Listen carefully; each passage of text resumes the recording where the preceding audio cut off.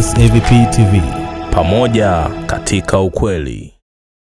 Naam, karibu tena ndugu mpenzi mtazamaji na mfuatiliaji wa vipindi vyetu vya SAVP TV. Kipindi hewani ni Fikra Yangu, na katika siku hii ya leo tupo maeneo ya 4A. Tumekuja katika mjasiriamali mmoja ambaye tunaenda kuzungumza naye machache ambayo yanaweza kukusaidia wewe kwenye maisha yako, kukuongezea kitu katika uchumi wako. Na si mwingine utaenda kumfahamu hapo punde, muda si mrefu. Mwenyeji wako wa kipindi hichi ni mimi Jafet Tweve wa SAVP. Brother, mambo vipi? Poa poa. Kama kawa? Fresh ise. Naona harakati zinaenda kama zilivyopangwa. Kama kawaida ise. Sasa brother, mpenzi mtazamaji ambaye anakufuatilia sasa hivi alipenda kufahamu majina yako, afu tutaenda kuongea hapo mbele mengi zaidi. Majina yako tafadhali. Kwa jina mimi naitwa Shauri Twah Maulidi. Nani? Shauri Twah Maulidi. Bana, huyu brother anaitwa Shauri. Kwa hiyo tutaenda kufahamu mengi zaidi kutoka kwa brother Shauri. Brother Shauri yeye ni mjasiriamali ambapo anatumia mikono yake kumuingizia kipato. Anatengeneza viatu kama unavyoona. Kuna viatu bila shaka hivi umetengeneza wewe brother. Na hivi hapa viatu ametengeneza yeye brother Shauri. Sasa brother, hebu tuambie shughuli yako hii ilianza kipindi gani? Yaani una muda gani tokea umeanza kufanya shughuli yako hii ya ujasiriamali wa mikono? Kwanza hii shughuli nimeanza toka 2010 kama na mbili hivi. 2012, kwa hiyo ukihesabu 2012 mpaka sasa hivi unaweza kupata idadi ya miaka ambayo nimeshafanya hii shughuli. Muda mrefu kidogo. 2012 imeanzia kitoni hiki 4A hapa. Ya, kitoni hiki 4A. Kwa hiyo wenyeji wa hapa wengi sana wanakufahamu kwa jina gani? Hilo Shauri. Ili Shauri. Sasa vipi katika biashara yako unayofanya? Changamoto ambazo uliweza kupitia kwa muda wote kutokea 2012 mpaka hivi sasa, changamoto ni zipi? Changamoto ni nyingi. Yaani tu kifupi changamoto ni nyingi. Kuanzia unapoanza shughuli hadi muda kila kipindi hiki ulichofika lazima upitie changamoto nyingi sana. Kwa kifupi changamoto ni nyingi. Ila zinakuwa zina tofauti. Sawa? Ila changamoto ni nyingi sana kwenye biashara hizi. Na kuna vijana ambao wanafanya shughuli kama hii au tofauti na hii, lakini wao hawajafanya shughuli hii kwa muda mrefu. Au unawashauri nini kama jina lako ambavyo inaitwa Shauri? Unawashauri nini vijana ambao wanafanya kazi kwa kukata tamaa? Au mimi nawashauri kwamba kwanza kitu kinachoitwa kukata tamaa ni kitu ambacho ni upumbavu. Yaani ambacho ninachowashauri mimi wasikate tamaa. Unakataje tamaa ukiwa upo hai bana? Haitakiwi ukate tamaa, inatakiwa upambanie mwanzo mwisho hadi ufikie lengo na makusudio yako, la lengo la ile kila kitu uchukua unataka kukifanya. Ila ukiweka neno kukata tamaa ina maana kwamba hiyo inakuja sasa tu official, yani kwa mtu na mtu. Umeona, inategemea. Lakini kama una lengo lako zuri, neno kukata tamaa ni kitu cha kipumbavu. Na pembeni yangu hapa naona kuna kijana anajishughulisha na shughuli hizi ambazo unafanya wewe. Bila shaka huyu ni kijana wako hapa, umemfunza wewe? Mdogo wangu huyo. Japo sio kuzaliwa naye tumbo moja, lakini mdogo wangu wa kufikia tunaishi naye vizuri. Dogo, mambo vipi? Safi. Kama kawa? Ushindi. Kazi zinaendaje? Kazi fresh, namshukuru Mungu. Naona umeshaiva na wewe unafanya kazi kama za blaza. Ya, tunakamilisha sanaa blaza. Safi sana. Bana, ndugu mpenzi mtazamaji, nipo na brother Shauri katika eneo la 4A. Yeye ni mjasiriamali, anafanya kazi za mikono yake, anashona viatu kutokea mwaka 2012.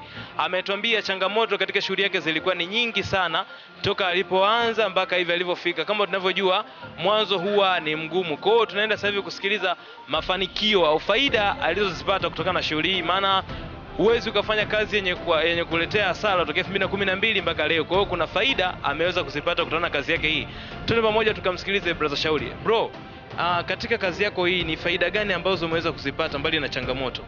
Faida ni nyingi kwa sababu maisha yanaendelea. Of course baadhi ya mahitaji yanapatikana, japo sio kwa wakati, lakini kiufupi yanapatikana. Kwa faida tu ni nyingi, yani kama maisha yanaendelea na maana kwamba na faida pia zinamna ziwepo. Ila tu pamoja na faida bado tunaendelea kupambana hivyo, bado tunategemea faida kubwa zaidi kwa sababu si bado tupo ndani ya mchezo. Umeona? Hatujaamua kukata tamaa na bado tunaendeleza hizi harakati. Kwa hiyo bado tunategemea kupata faida zaidi. Ila kwa sasa faida zipo ni kidogo, lakini ni nyingi kwa kiasi fulani. Sawa. Sahihi. Sasa brother, naomba nikuulize swali moja. Hii shughuli unaoifanya unaifanya ili kuingizia kipato au unaifanya kwa sababu unaipenda kutokea moyoni? Cha kwanza kabisa naifanya kwa kuipenda. Cha kwanza kabisa unafanya kwa kupenda, afu cha pili unafanya business, biashara. Ukishapenda lazima utengeneze njia za biashara. Kwa hiyo cha kwanza kabisa nafanya nikiwa napenda. Sawa? Nafikiri hivyo. Asante ndugu mpenzi mtazamaji, tupo na brother Shauli katika eneo la 4way. Anakuambia ukiwa unafanya kazi yako ama taaluma yako ufanye ukiwa unapenda, usifanye tu ili mradi inakuingizia kipato. Tutaenda kumsikiliza tena brother Shauli anawaambiaje wale vijana ambao wanafanya kazi ili tu wapatie kipato, lakini hawafanyi kutoka moyoni, yani wanafanya hawaipendi, ila wanafanya kwa sababu tu kuna maslahi. Bro, wale vijana au watu ambao wanafanya kazi ili tu waingizie kipato, unawaambia nini katika swala zima la kutafuta kipato? Vijana wanaofanya kazi ili mradi tu kwamba kutafuta kipato, mimi ningewashauri kitu. Usifanye kwamba ili mradi kuongezea kipato. Fanya pia ukiangalia pia kitu gani source yako inapenda nini.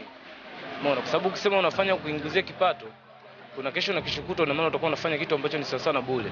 Kipato kitaingia ila utashindwa kumaintain hata nini ufanye. Ila ukifanya ukiwa unapenda, ina maana lazima uwe na mipangilio ya vitu vingi ili kupiga zile hatua, kwa sababu unafanya kitu kile unachopenda. Unasema kwamba leo hii nafanya hiki, kesho nitakuwa natengeneza hata kitu cha kufunika. Sawa. Kwa hizo pia ni hatua, kwa sababu unapenda. Ila laiti kama utakuwa upendi, ina maana utaishia hapa hapa. Utaishia hapa hapa na uweze kupiga zile hatua ambazo zinaitwa za kimaendeleo wala hata za kiufundi, kwa sababu ufundi pia unahitaji upende uendelee kufanya ili uimprove zaidi. Sahihi. Yeah. Safi sana brother, lakini kwa kazi yako hii naamini kuna vitu vingi umevibuni wewe kutoka kwa hivi viatu. Unaweza kaangalia muundo wa kiatu ukasema nibadilishe niweke hivi. Hayo mambo yameshafanyika sana kwenye kazi yako. Sana yani. Tunafanya sana. Ningekuwa na sample moja ningekuonyesha, lakini zipo kazi zangu nyingi sana mtaani.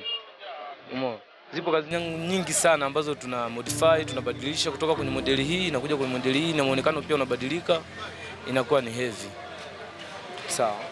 Naam, ndugu mtazamaji, tupo na brother Shauli. Kama anavyokuambia yeye ni mjasiriamali ambapo anafanya kazi zake kwa mikono. Ukifika kwake basi kama una shida yoyote ya kiatu kwa muundo unaotaka, yeye brother anaweza akakutengenezea vile unavyotaka na ukaenjoy kabisa. Neno la mwisho kwa mpenzi mtazamaji brother Shauli. Neno la mwisho kwa mpenzi mtazamaji, maisha ni haya. Kikubwa ni uzima. Cha pili pia kuna shughuli zetu, tusikate tamaa. Kupata kukosa yote ni majibu na ni matokeo pia. Kwa hiyo ni watu waendelee kufanya kazi, wapambane. Mtaji hapo ni pumzi tu. Sawa. Kwa hiyo changamoto kwenye maisha zipo tu. Umeona, na hatuzizi kuzikimbia kwa sababu ndio maisha. Kwa hiyo cha msingi ni kupambana, kuendelea, yani kukaza buti, maisha yaendelee. Mtaji tu ni afya. Asante sana brother, mimi nikushukuru sana na karibu sana SAVP TV. Nikutakia kazi njema brother. Asante sana. Naam, ndugu mpenzi mtazamaji, tulikuwa katika maeneo ya 4ways. Tulikuwa na mjasiriamali brother Shauli ambaye yeye ni mwenyeji wa kituo hiki. Ameanza kufanya kazi ya ushonaji wa viatu kwa mikono mwaka 2012 hadi hii leo yupo hapa. Kwa hiyo ukiwa na shida yoyote, changamoto ya kiatu chako, basi fika eneo hili au unaweza kuhudumia vizuri kabisa. Kumbuka kusubscribe, comment katika website yetu. Wako mtangazaji mwenyeji wako wa kipindi hiki ni mimi Jafet Samuel. Nyuma ya kamera yupo bwana Daudi Comfort. Asante sana, endelea kutufuatilia SAVP TV. Enjoy. Don't forget to subscribe, to like, share and comment.